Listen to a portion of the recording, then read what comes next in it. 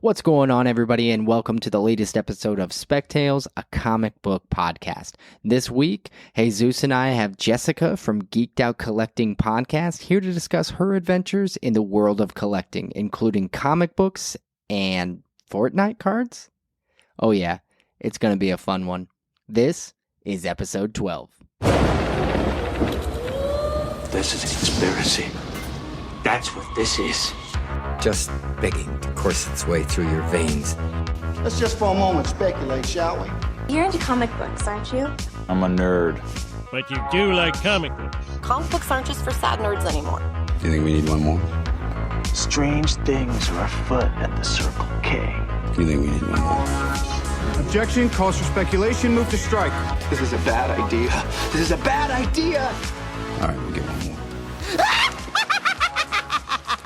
Spec Tales, a comic book podcast with Jake and Jesus. Hello and welcome everybody to Spec Tales, a comic book podcast. We are back at it again. I'm Jake, he's Jesus, and we've got something new on the show today, something a little different, something card collector. Jessica from Geeked Out Collecting podcast is here. Jessica, how's it going? I'm doing good. How are you guys? Doing well. Jesus, how you doing over there? Doing good, man. Doing good. Happy to be on. Nice. Okay, so Jessica, this is normally a comic book podcast. As you're aware, I know you are a fan of comic books as well, so I don't want to give the impression you don't collect that. However, you do kind of focus on Pokemon and Fortnite cards, correct? In that, somewhere in there? Yeah. That would be pretty much on the mark. Perfect. Well, let's, I guess, just kick it off. Tell the listeners a little bit about your podcast, and then just kind of, I know you have a website, you have a lot of different things going on. You have an app that's coming up. You want to just go ahead and let's talk about it. Yeah, wow.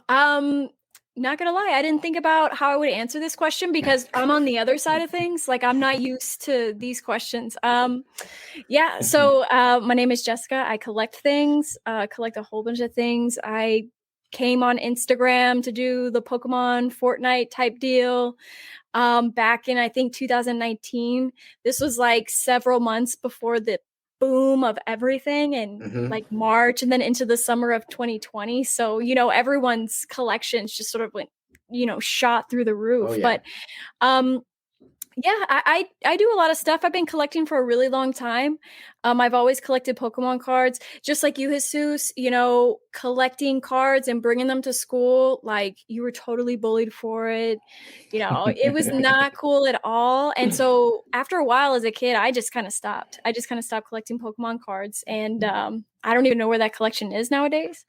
But recently got back into that, plus collecting like Magic cards and things like that back in, I don't know, maybe 2018, 2017. And I've just been getting back, acquiring all my, hopefully, as much as I could from when I had previously, from back in the day. And I mean, that includes like baseball cards too. Honestly, that's where I started off really as a kid. I was raised a Sox fan, a White Sox fan. So everyone got me into that. Yeah. And, because I've always really loved cards, I always loved slabs. When I found out that comic books could also be graded, I don't know why. I don't know what's my fascination with that, because you can't read it once it's graded. And I know that's a huge criticism, buy one to read, one to keep, but I've been collecting that, and that's been really interesting and really fun. I got so much to learn in that realm. But as we all do, there's a lot there. They've been going for a long time. So yeah, no, that's cool. I think that's really cool. I started as a collector with comic books and basketball cards. But so as far as my card collection, I was going to get into it, but then the grading got a little confusing, and I was just like, nah, I'm going to stick to the comics. I think I know more about that. So I just got a stack of cards. I'm just going to let them continue to increase in value. I'll come back in another 10 years and see where PSA is at. I mean, that's a completely valid thing to do. So that's the other thing too, that after listening to your podcast, I'm definitely going to be getting into the Fortnite stuff as well, just for the long-term longevity of it and potential, because a lot of it makes sense too. And I was listening to, I think it was Tom or who's Pancake what's his name? Pancake That's something or Tom. another. Yeah. Tom, yeah. So just the arguments that he was making, I was like, okay, yeah, you convinced me. Yeah, he must be a salesman in another life or something. But so the Fortnite stuff is really really intriguing to me as well. Like Jake was talking about earlier. Yeah, can we dive into that, Jess? Do you mind? The Yeah, I'm down Fortnite? for whatever. Yeah, let's do Okay, it. so I first of all enlighten our listeners, for those who aren't card collectors within the Fortnite world. How long has Fortnite been making cards, and just what are we talking about in terms of values here? Yeah, so I'm sure everyone's familiar with the game, which came out Mm-hmm. around 2017, right? So it's been around for a little while as a game, but as cards, which I try to make sure that I don't call them trading cards, because you don't like go out and trade and play games with them, right? It's not like Pokemon, it's not like Magic the Gathering. There isn't a game mechanic behind these cards. They are literally just like sports cards for skins that you could buy on the game, right? And those actually came out in 2019. I started seeing them in July of that year, in retail stores like Target and stuff like that. But I want to say they technically launched a few months beforehand. So now we're going about 2 years now, 2 years. Okay. with the cards, and they've been printed by Panini this whole time. So for right now, Panini is going to be printing whatever sets that come out, from what we can tell. And it'll be really interesting, honestly, to see that, because I know you guys are mostly into comics, but if you've heard recently, a number of Topps, Panini have been too big brands for sports cards. Will not have contracts in the future to print MLB, NBA, NFL cards. So, with that said, Panini, now that they have this other brand available to them, Fortnite, it'll be really interesting to see when they shift out of those sports and into everything else that they have. Just because it could get so much bigger. They could do more. They are always really creative, their cards are always really fun, regardless of what sport we're talking about. They do a lot of creative, fun things. So I really like the cards. I always have. Have so they to be talked at all about branching into the game aspect of cards? As Fortnite, it seems almost natural that it would branch into a game of some type, right? Since it's stemming from a video game. Yeah, that's a really great question. And to be honest, no one knows, because one of the things with Epic Games and with Panini, they have been so quiet about Fortnite. I would probably, I don't know, just my preliminary analysis, for whatever that's worth, I think it would benefit Fortnite to just stay how they are, because they are also, from a gaming standpoint, very unique in where they don't call them DLCs like every other game. They're just seasons. So they have new seasons. So every season they come out, they can just do another series of cards. They don't necessarily have to have a game attached to it, because they're always going to have new skins, new content, and that's what feeds it. Versus with the game, they have to keep, like Magic the Gathering, I think some of the first sets are banned or something because the cards are too powerful for the game, or they're overpowered or something like that. Fox 9, Black Lotus, Yeah, so I think that it would benefit them just to keep with the seasons and make it more like baseball cards or basketball cards, where you have rookie cards the first time that skin is in the set or what have you. And I think that's probably a better route to I don't know, I don't want to say mainstream, but more widely accepted, I guess, is what I'm trying to I love right now that you said rookie card, because that's the one thing that I haven't seen many of my friends, like, we've just kind of started talking about. But one of the reasons why I love these first few sets that have come out is because these are literally the rookie cards for these skins. No skin that's out right now in series 1 and 2 are reprints of a previous one, right? And one thing that's really interesting with this, when it comes to the seasons, it's been really interesting to see what skins get chosen in the cards and what actually gets printed, because there are skins from all seasons that have been out right now that have come out for the series. So, you have some season 2 skins in series 1. and then a few from 3 and 4 and 5, and then you get much more from seasons 7 and 8 and 9. And then when you see series 2, you see a ton of chapter 2 season skins. That's really where that focus was more for that set. So they don't even really go by the season. It's kind of all over the place.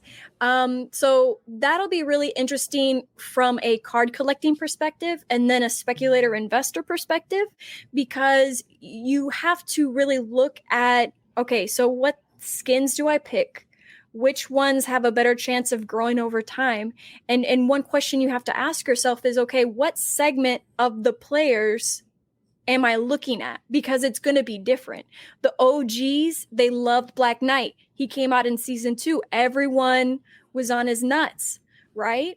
But, but now we can look at a character like Midas, right? I can't remember what season he came out. I'm pretty sure it was chapter 2.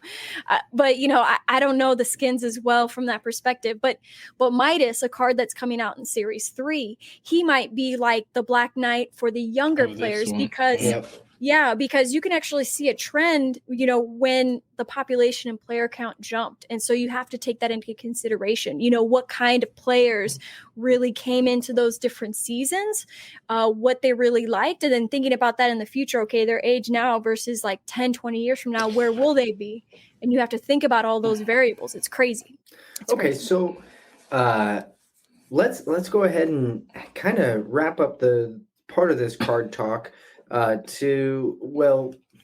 try to wrap it up with how do people get more information? So we've got a lot of listeners that might be listening in who have never even considered collecting cards, but I also know that there are plenty of listeners that are listening from a comic perspective for books that they can find and potentially flip it. And so if they wanted to go find more information regarding cards, whether it be Fortnite or Pokemon or Magic the Gathering, I guess, what resources do you recommend? Yeah. So the first place, since we were talking about Fortnite, I'll just bring up sources for Fortnite. So there's a website right now built by one of the people in the Fortnite community called FortniteCards.com. He's got some really good entry-level information that I think a lot of people can learn from. So a checklist where you can see what cards are, what they look like, how to identify them. Really good place to go. Of course, my website and my social media, I've been trying to put out more information for Fortnite cards for people, so I can be also a good source of information. And there's also a few other Instagram accounts that I think are very knowledgeable as well, that taught me a lot of stuff. So one person, Arthur Rips, his name is Rob. He's a Fortnite gamer and he's also a collector. He's been, monumental in helping me out. Another friend of mine, Joel from Modern Card One.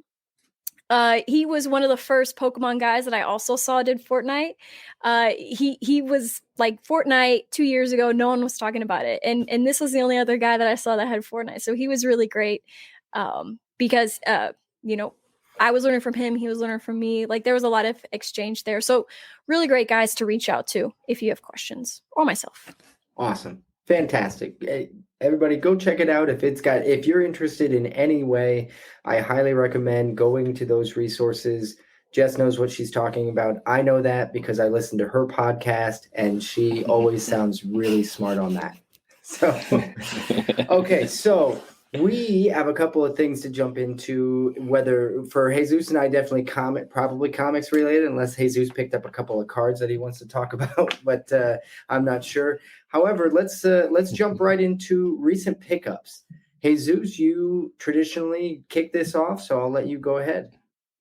All right, man. And in keeping with this this different theme for this episode, I knew it. I picked up my first NFT comic from Vive Collectibles, or Vive, I forgot what it's called, Vive something, but picked up ASM 361, the first appearance of Carnage. I don't care what you say, Jake. It is the first appearance of Carnage in an NFT comic, non-fungible token. One of only 30,000 out it's there. The first appearance in NFT, but I have it. Carnage's you don't, Jake. I'm sorry. In the 90s. His first appearance was in the 90s in a comic book, a physical comic book. But we don't have to get into that. That's cool. I'm glad that So- you enjoy it. I'm glad that you got one. Actually, yeah, what did you say? Those sold out in like 10 seconds?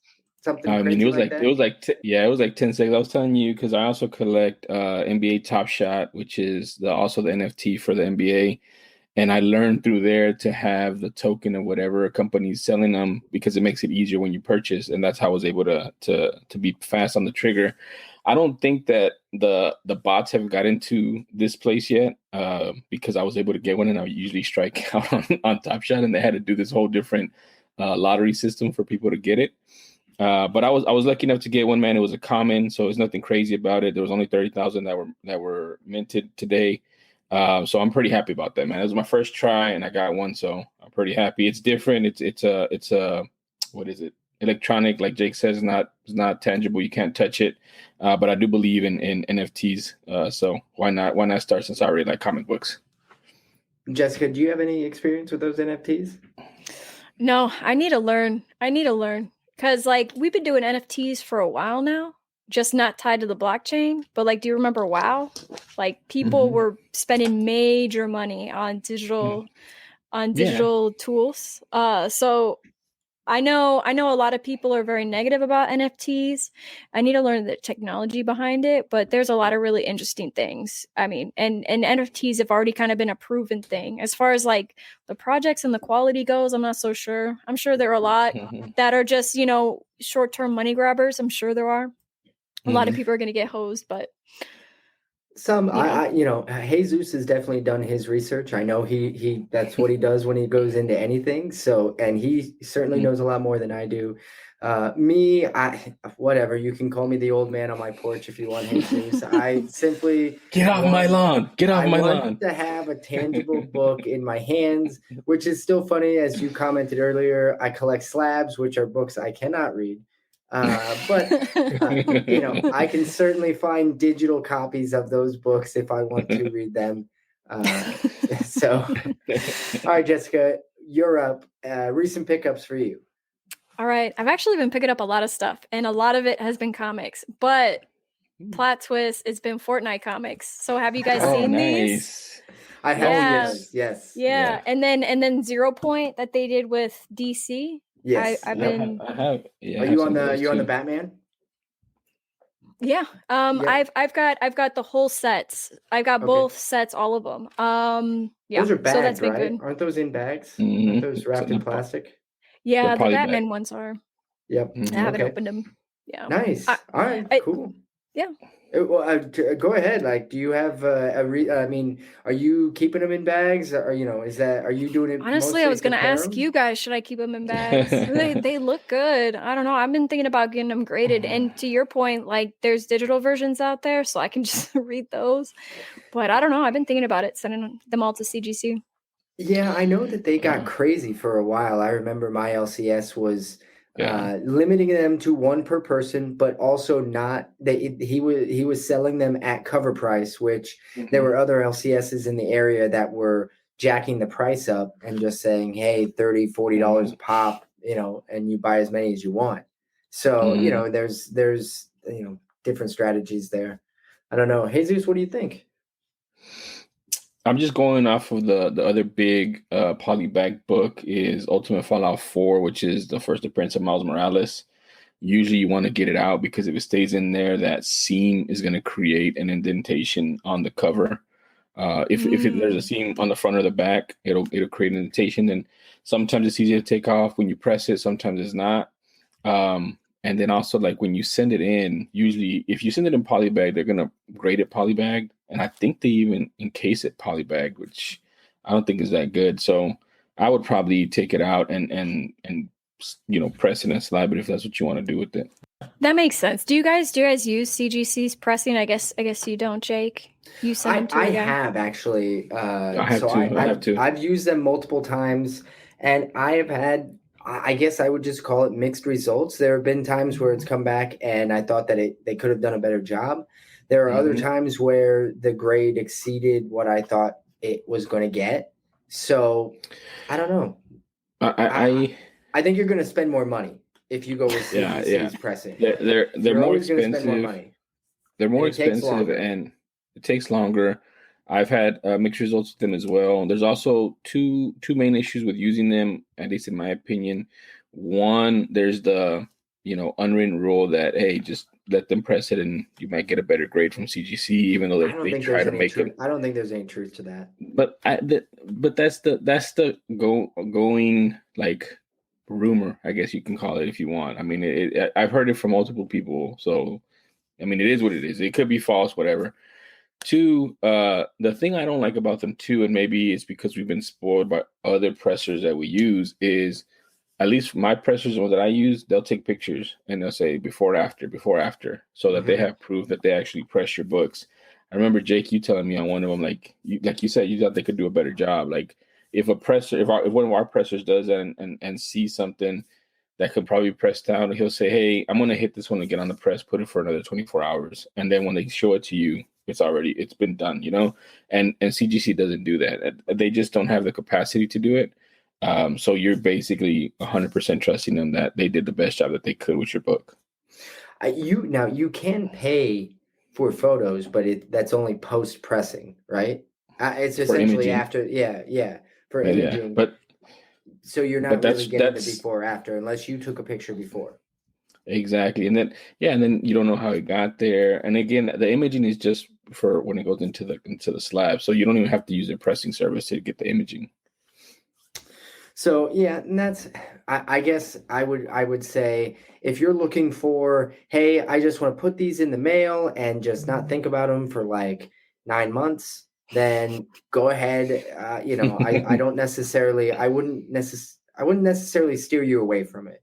Especially on some newer books that you feel very confident or very high nines, then I don't necessarily think that there's a problem. If you are going with some old, like Silver Age books, something you want taken care of, and you want to know what's happening the entire way through the process, I would find a good presser with a lot of good feedback reviews that you can find on either their Instagram, social media, or website, or what have you. So that's how I would recommend going that direction. That's really good to know. And you're telling me that the complete through dates on CGC's website are wrong? It won't come back in 100 days? Because I was looking at that and I'm like, there's no way. It may, if it's just grading, and you pay them a lot of money, then yes, you can get it back quickly. Fair.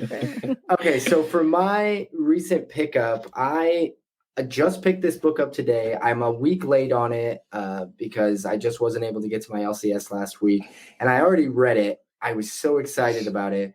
This is Teenage Mutant Ninja Turtles: The Last Ronin, issue 4. Ooh.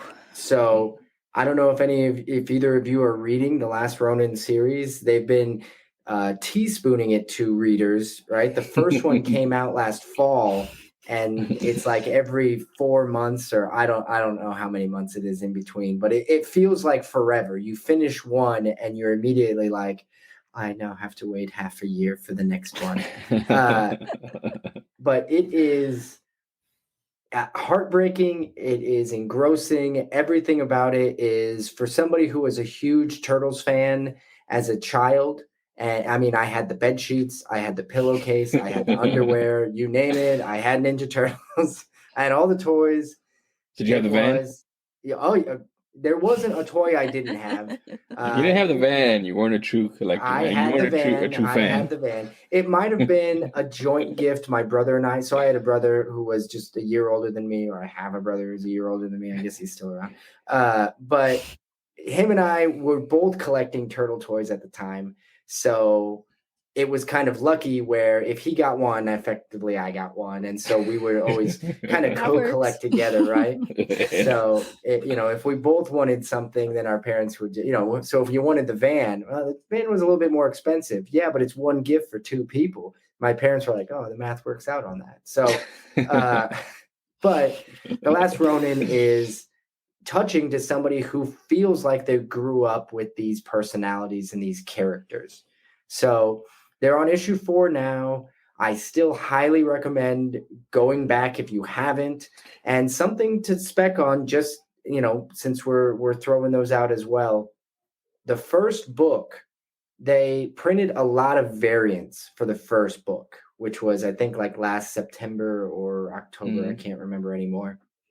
But they printed a ton of variants, but they did not print a ton of just cover A, first print. So the community is already kind of rallied around those, and the 9/8s are at last I saw, I think they were going in the ballpark of $200 to $250 for a 9/8 on cover A. Yeah, that was also part of the COVID stuff because of the printing and the printer and the paper. The only thing I would say about that, man, that I don't know, like I'm questioning is there's a lot of 9.9s in that book because it's cardstock and it's the binding. It's easy to get some high grades on that. I don't disagree with that. And maybe the 9/9 is the one you have to get. Well, that's what I was gonna say. The problem with that, what I was saying, but the problem with that is the 9/9s are ridiculous. Like they're ridiculously priced because we've been like ingrained to think 9/9s as ridiculous value because they're so rare, but they're not rare in that book. They're I mean, rare considering the print run and how many you have compared to the print run. But yeah, I mean, you know, the other thing about that, so it's only 4. They're gonna go to 6 on that series. Yeah, this is just the 4th one that's come out. I believe the series is 6, 5 or 6. I'd have to double check. I hope 6. So initially it was 4. With all the orders and all the things that happened. They I think they extended it, and Eastman has had this story in his head since the 80s that he's been wanting to tell and he wasn't able to tell. So I think that's another factor that goes along with this storyline. That's actually I believe cool. the artwork reflects that. There's definitely in the most recent one, there is some artwork that really calls back to the artwork from the 80s series and the storylines that they had in the really early run. There's a lot of great connections there, especially if you know what you're looking for. So anybody who is a Turtle fan, read the series. I don't think you'll be disappointed. So that's the recent pickup. Wow, we've spent a lot of time talking, haven't we? So the good news is we've got unlimited mic time. So all right, so let's go ahead and move over to our Grail Tale. I'm very intrigued, Jess, to see what kind of a Grail Tale you come up with. So yeah, mic's yours. Yeah, this was tough because there's a lot of ones that I could have picked. And honestly, because this is a comic show, I decided to go with comic. And this one, okay, so I do want some potential feedback on this. So this I bought a few years ago from my good buddy, Jason, Certified Comics. We know each other in real life. Yeah. Yeah. So well, actually, you know what? Now that I think about it, I didn't buy it directly from him, but he hooked me up with one of his buddies to get that. And I want to say I got it for maybe $135 at the time. Can't really remember. But this thing has been doing nutso crazy stuff on the market. I don't even really know what to price it at because it's going anywhere between $400 on the low side to like $960 on the high side. And I mean, it's a really cool comic. Like I wanted to get it because it was a high grade. It was the first print. I mean, this is Kamala Khan as Miss Marvel. I know nothing about Miss Marvel. I have very few of the other comics. I've not read the story. I need to. I'm excited about the show that's going to come out. I don't know when that's set to come out. I don't know if it's this year or next year, but you know, to me, I'm thinking like, okay, this issue is kind of historic, right? You know, to see a woman of color as Miss Marvel, like that's really cool. And so I just kind of bought it just because I'm like, that's awesome. But like this comic has been doing some really interesting numbers. I mean, for a while I posted it on eBay because I thought, you know, let me just go ahead. It last selling, it looked like it was going for about 500. Let me just go ahead and see what I can get out of this. And I took it down because I don't know, it just seemed like this was probably something I should really keep. I should hold on to long term, just because it seems like it's more valuable than I'm thinking. I mean, I don't know. You guys tell me.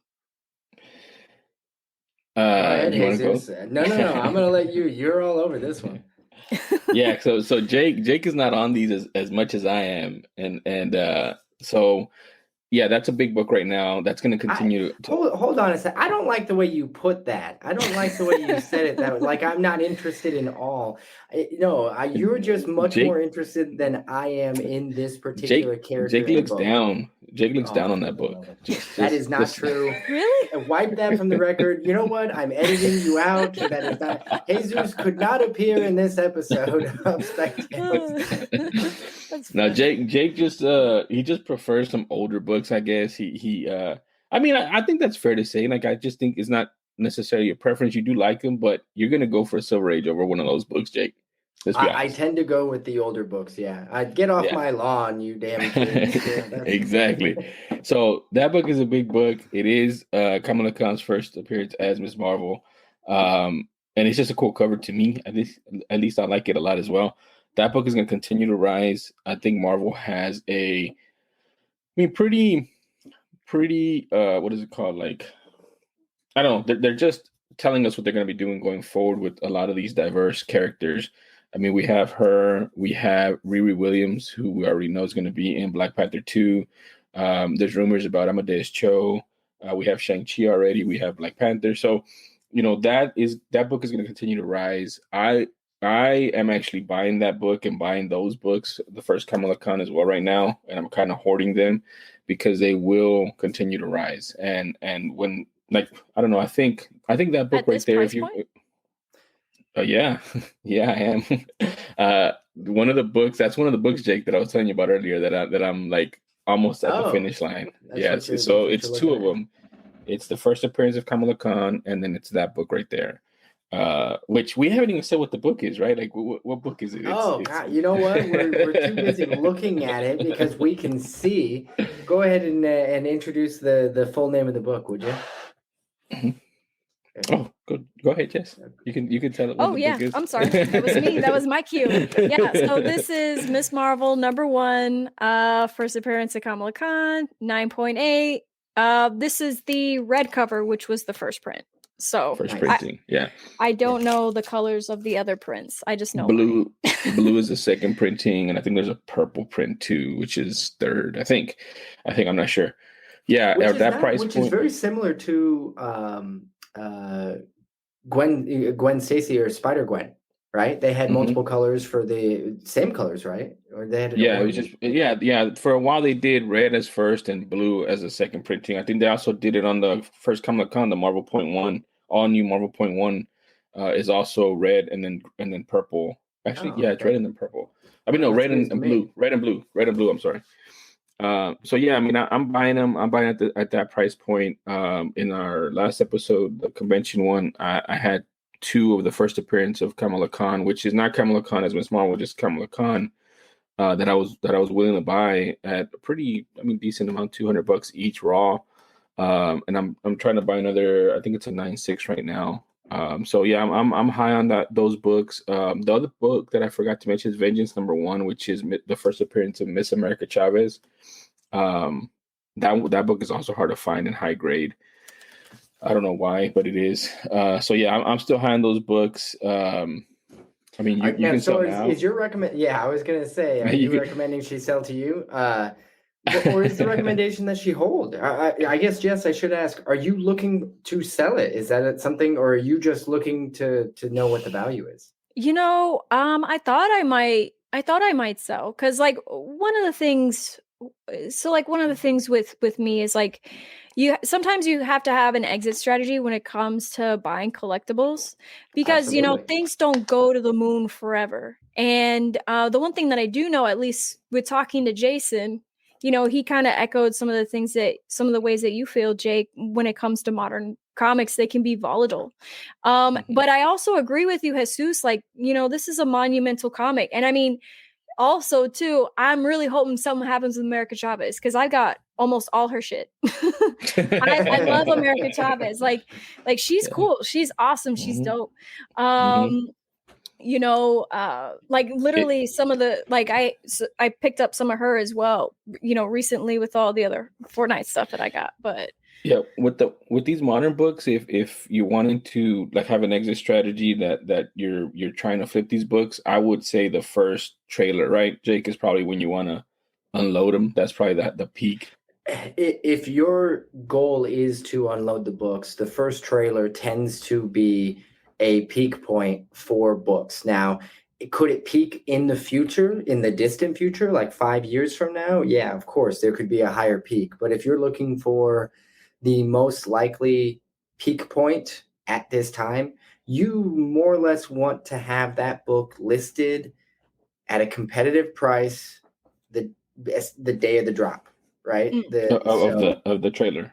Yes. And the Ms. Marvel show comes out in February, or I think. Are they still juggling on the dates there? I know it's supposed to be Yeah. early 2022, but I don't know if Yeah. I know the exact time, the date. You looking that up? Yeah, I'm looking it up. Hold on. It just says 2022. Dead air doesn't work well, Jesus, when it's a podcast. You gotta keep the mics I rolling. mean, you like to hear your voice sometimes, Jake. You can just fill that void. That's not. I'm gonna cut that out too.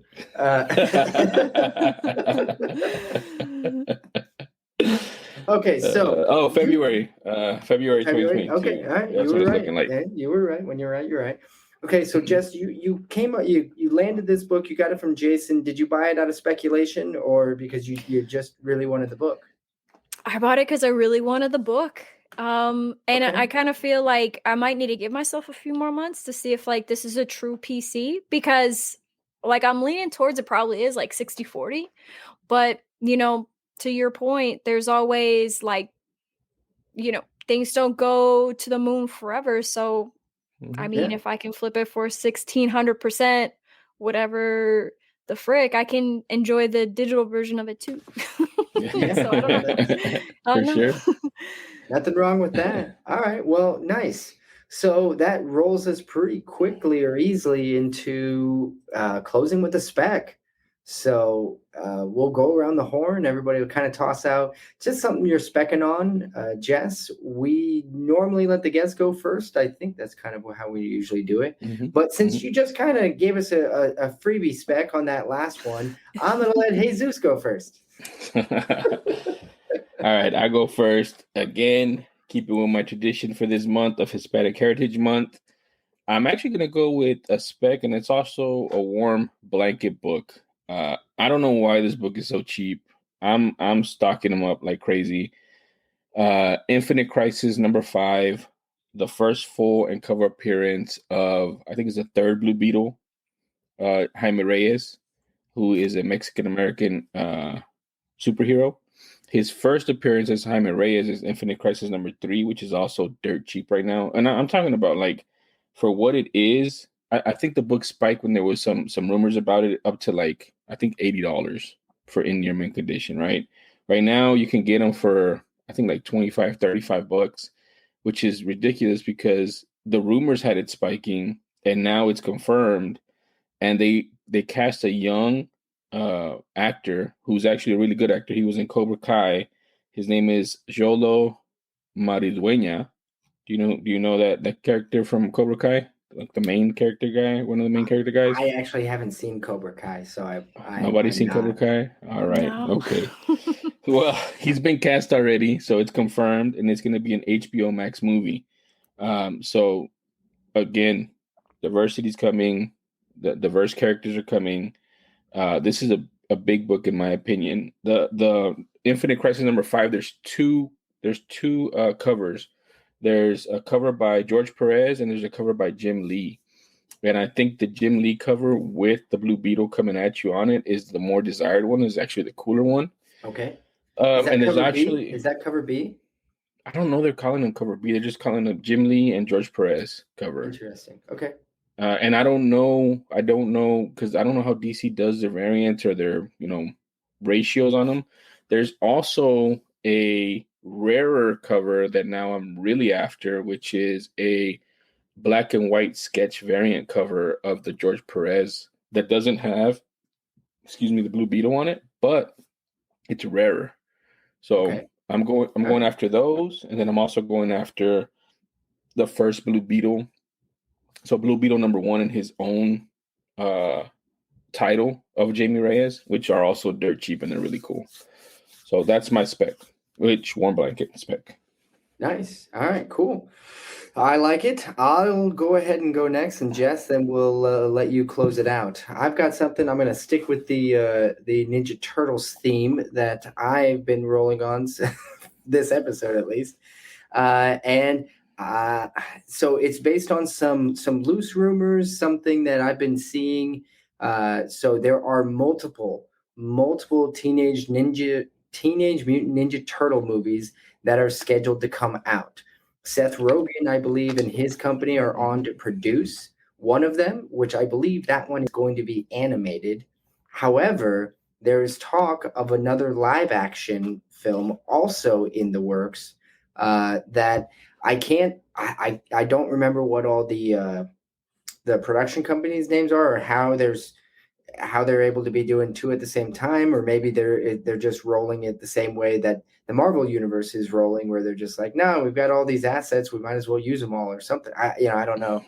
However, somebody that has not appeared, that I believe will appear, that I think is underutilized, is the villain Krang. I think that he was always a favorite of mine. He was one of those toys that I had, but that toy always broke. I don't know if anybody else had the same experience. I think me and my brother literally had two, and it was, he had the bigger figure that he would fit into the stomach of, and the robot, basically. Yeah, the robot, and you would fall out, or I don't know what it was, but it was something that I always remember as a kid. I hated the toy simply because it didn't work the way it did in the show. However, super underutilized villain. There's a lot of great comedy, but a lot of it's a scary alien, effectively. So I think that villain has not been utilized yet, really, in any of the projects that have been done already, and should be a primary candidate to be brought up in one of the multiple projects coming. And his first appearance is in Teenage Mutant Ninja Turtles Adventures #1. So this is the comic book adaptation of the animated series. It came out in 1988. There are multiple variants. There is, the regular cover, which none of these are that, if you can get a high grade in, there are plenty of them out there, I still believe, in raw form. But you can find them in kind of the regular cover, the newsstand cover, and the Canadian price variant is a very coveted one as well.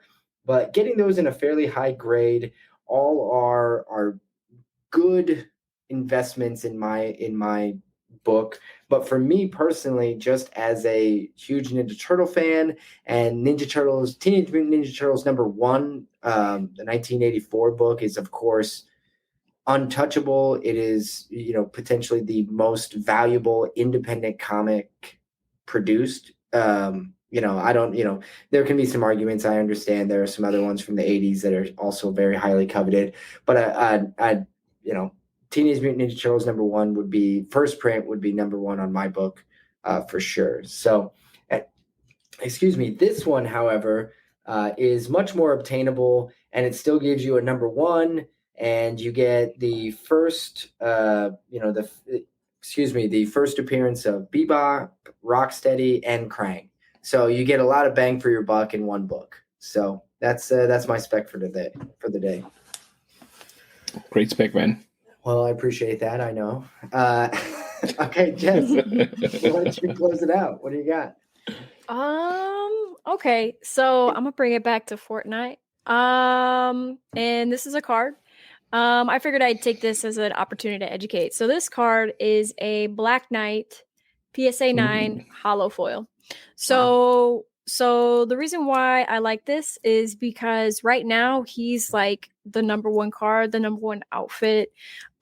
He was a hard skin, to my understanding, to play in the game, to get and play in the game.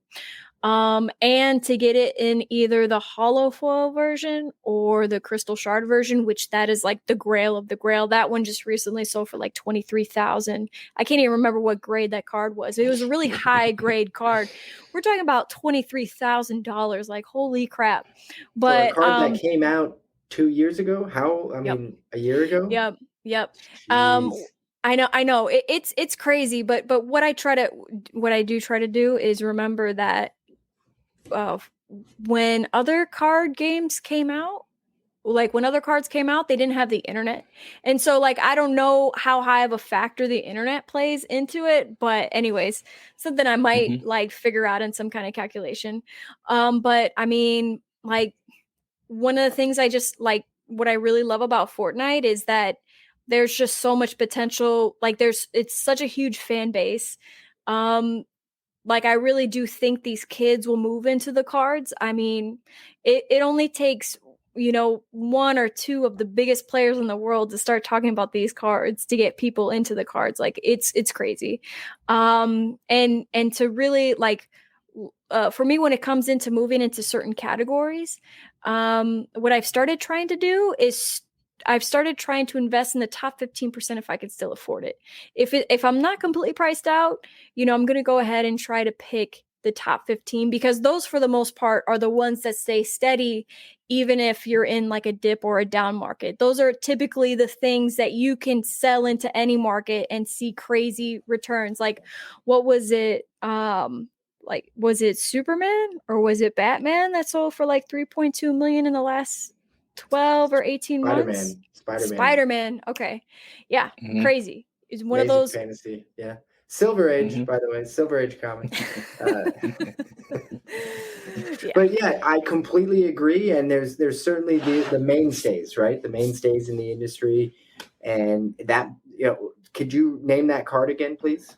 Yeah. Great. This is Black Knight. This is a hollow foil version of this skin. Right now, he's the top card. And when I talk to a lot of the different people and gamers, you know, just to get their opinions on, you know, which ones they think are going to be the most popular, it's that guy. They don't think he'll be unseated. I think in these next series and these sets that come out, I think like the top 25 cards will change, but I think the Black Knight will stay in the top 10. So like in terms of popularity and whatnot. What does that card go for right now? This card goes for around 3,000. So in the past month or so, there's been a number of different auctions and actual sold listings. So it's going for anywhere between 25 on the low to 3 on the high of that. And that's graded. Do people sell them not graded? Yeah. Yeah. They do get sold not graded. I don't know how much that card is not graded. But it's going to be a few $100s, no doubt. That's not bad. Interesting. Yeah. I'm trying to see if it correlates to like buying raw books and buying raw cards. And then the wheels are turning. You can, you know, for those listening, you can't hear them, but the wheels are turning. They're slow. They're slow, but they are turning. It's more like those water wheels or something. I don't know. But you know, I'm also curious too. Like, do they press cards? Is that something? If it's not, why not? Can you press edges better? I don't know. What? I guess. What are they graded on? Like, I know I heard somebody say centering or something, and that just kind of threw me off. Yeah, there's 4 categories. So it's going to be centering, corners, surfaces, and edges. And those are typically a scale 0 to 10. BGS, you'll see like 9.5. CGC, you'll see like 9.5s or 8.5s. PSA is typically like 7, 8, 9. So grading scales are a little different throughout, but but yeah, so you want to make sure like there's no whitings on the edges. You want to make sure that the corners are good. Surfaces aren't scratched. Like you'll see it in hollows, certain kinds of textures. Certain Pokemon cards are harder to grade because they're just so delicate. Like if you have a high grade of like the Chansey first edition, PSA 10, like you're a true collector, one of the truer collectors to me in Pokemon. If you have one or more of that card, because it was so hard to grade. It was so hard to get a gem mint version. But no, they don't press cards. I've never heard of pressing for cards. Cards are real particular when it comes to I mean, you know, when I was a kid, I wanted to iron out one of my baseball cards because I thought it would and I know there's more goes into that for comic books, I'm sure, but no, that it's not really a thing. Because I really don't think, because they're so delicate. I don't know. I think it would ruin the cards. Fortnite Well, I cards mean, are like, go ahead. There's some delicate paper out there, man, that gets pressed. Like there's some brittle paper, Like comics. Yeah. Oh yeah, yeah. yeah. I mean, and they I mean, there's so there's so much ingenuity in the community. I was gonna tell Jake to ask Taco if he could press a card. Now see, I'd be really curious. I'd be really Yeah. curious. I can send Well, him some he cards. listens. Taco, please, when you listen to this next week, give us a rant. Tell us what you can or can't do for cards.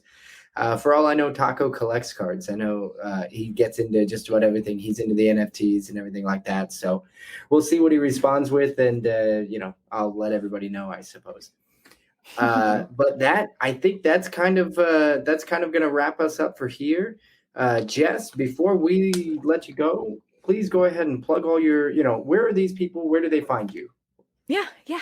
So you can find me on Instagram at Geeked Out Collecting. There'll be underscores under Geeked and Out. I'm sorry, in between those. Anyways, Geeked /_out _collecting. I don't know how to talk. They'll find you. Yeah. You can also find my podcast on all of the podcasts where you listen. So Geeked Out Collecting podcast shouldn't be hard to find. I also have a website, www.geekedoutcollecting.com. So you can find me there. And yeah, that's about it for me. Thank you guys. I appreciate you having me on. Oh yeah, thank you so much for coming on. This was a lot of fun. I I actually learned a lot. Jesus, I believe, probably did as well. The wheels are still turning. I can see them. Yeah. I can't stop them. Once they start, I can't stop them, man. It was a lot of fun. I'm already sending some cards to Taco already. I don't even know. No, he can't do it. He hasn't said yet. You gotta hold on. Look, you don't know that. In the future, he could have already said yes. So I'm already sending them just for that contingency. All right, Taco, you got cards coming your way. But that is going to do it. Thank you, everybody out there, for listening. Jess, thank you very much for joining us. It was a lot of fun. If you liked what you heard, please go ahead, go back to Apple Podcasts, throw us a review or two, and jump over to Jess's podcast. Give that a listen as well. We will be back next week with more comics, more speculation, and more Grail Tales. See you all next week, everybody.